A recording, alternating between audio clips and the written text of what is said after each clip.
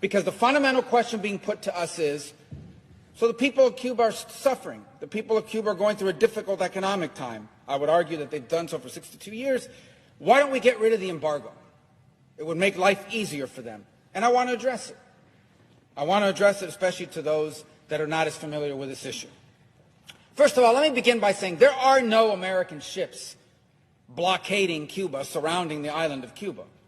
In fact, Cuba, frankly, does not have an embargo in the way people think. Cuba trades with the whole world.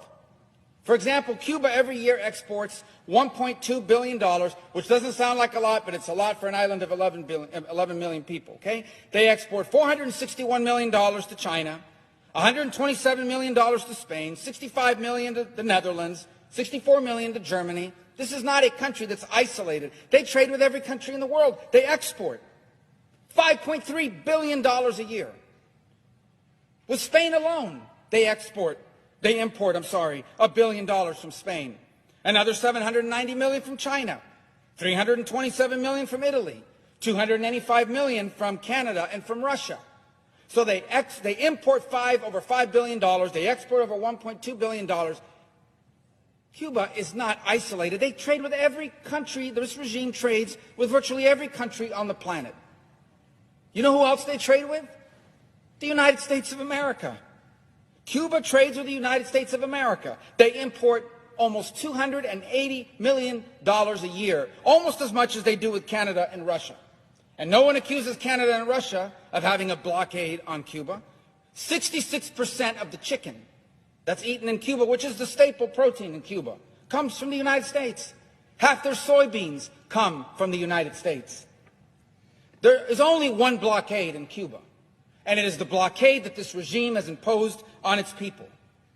Now, yesterday, the President announced, or the White House announced, they're going to stand up some remittances group to try to figure out how do we make it easier for relatives to send money to their relatives on the island of Cuba. Well, that work group is going to not have a long time to meet. They're not going to have to meet for very long because U.S. law allows that now. It is not illegal to send money to your relatives in Cuba. The only thing that's prohibited is you can't send the money through this bank that the Cuban military set up in Panama. That's the only thing that's prohibited. And to the extent money can't reach the people of Cuba is because they refuse to allow anyone other than that bank to do these remittances. And by the way, they've prohibited depositing dollars. Here's how it works for them. You send your relative $100, they take 10% of it, then they take the dollars, they don't let them deposit it, they pocket the dollars, and they give them this worthless Cuban currency. So they have the dollars, so they can buy things for themselves and on the global market. So the blockade, to the extent that there's something that's preventing remittances directly to the Cuban people, it's not U.S. policy, it's regime policy. They're the ones that need a work group. How about this argument that there's a blockade on travel? If only more American tourists could go to Cuba. By the way, Cuba's already filled with Canadian tourists and Italian tourists that enjoy five-star accommodations. And I'll be frank, many of them go there, these sick, disgusting men that go there to hook up with a 16 or 17-year-old girl. But that said, they talk about travel to Cuba. Well, let me tell you something. Travel's allowed now. An American can go to Cuba. You just can't stay at a military-owned hotel or eat at a military-owned restaurant or shop at a military-owned store. You can stay at the private homes of people that rent them out on Airbnb. You can do that. You can eat at a restaurant that's owned by a private person. You can shop at stores that are owned by private people. The reason why they have nowhere to stay, nowhere to eat, and nowhere to shop is not U.S. policy. It's that the Cuban regime won't allow privately owned hotels, privately owned shops, privately owned stores. They won't allow it, privately owned restaurants. They're the ones that have a blockade on travel, not the United States. What about medicine?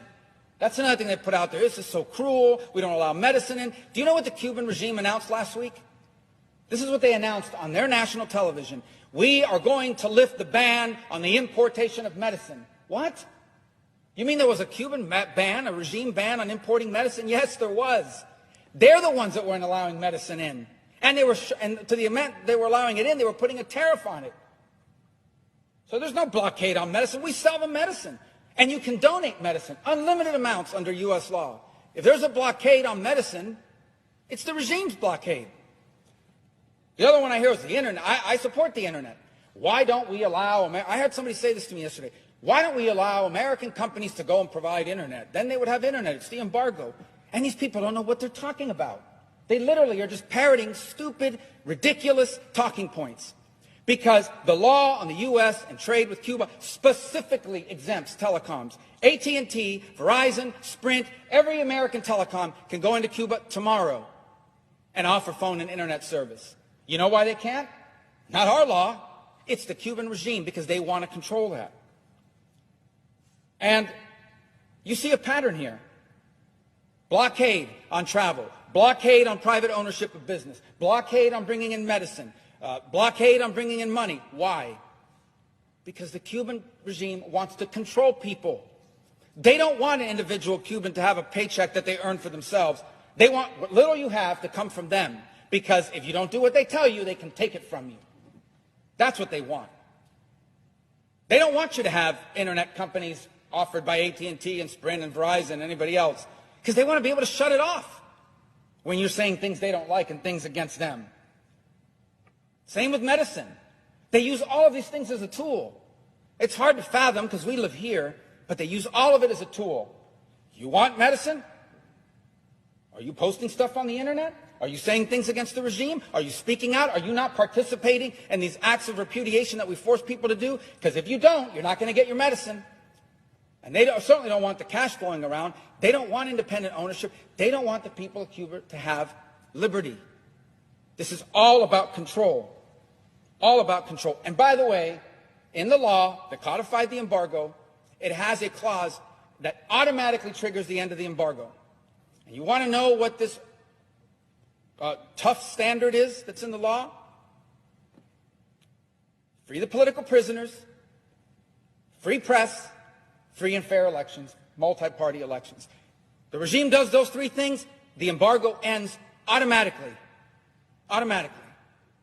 There is no embargo on Cuba. There is an embargo on the Cuban regime, an embargo on the companies they own. Because what they wanted to do is they wanted to take the Obama opening, funnel all that money through their companies. People say their Spanish companies own hotels. They don't own the hotels in Cuba. The regime owns the hotels. These hotel chains that open in Cuba on the beaches, they don't even pay their employees. They pay the Cuban government. The Cuban government pays the employees. Control. So the bottom line is this. Anybody who stands up and says there's an embargo, there's a blockade by the United States and it's cruel and it's causing all these policies is one of two things. They don't know what they're talking about and they're just parroting some talking point, or they're liars. That's the only two options. This is not about an embargo. The people of Cuba did not take to the streets, did not have their head cracked open, did not have their kids arrested and put in jail. Mothers who tomorrow plan to march in Cuba because they don't know where their children are. Arrested, they don't know where their kids are. They broke into homes, they grabbed 16-year-old boys, they gave them a bat, they said, you're going halfway across the country to beat people up in the street. They didn't stand up against all those things because of an embargo or because they wanted remittances. They stood up because they wanted liberty. Libertad. That's what they wanted. That's what they're telling us. Why don't we listen to them? They told us what they want.